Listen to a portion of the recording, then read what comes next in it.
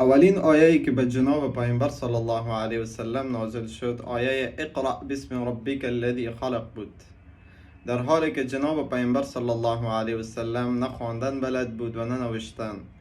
اینجا در ذهن تو سوال پیدا می شود چگونه پیامبر صلی الله علیه و سلم امر به خواندن می شود در حالی که نه خواندن بلد است و نه نوشتن؟ مقصد از این آیه این است که گفته می شود به پیامبر صلی الله علیه و سلم اسمع ما سأقرأ عليك ثم تقرأ معي، بشنو آنچه که من برایت میخوانم و با من تکرار کن. فایده و چیز مهمی که ما از این میآموزیم این است که شنیدن نوعی از خواندن قرآن است. این که تو صوت قرآن را میشنوی مثل این که خوانده ای. پس اگر عاجز از خواندن قرآن هستی و دلیل معقول داری، پس عاجز از شنیدن قرآن نیستی، می توانی بشنوی. و هدف از خواندن و شنیدن قرآن فهمیدن قرآن و درست عمل کردن آن است.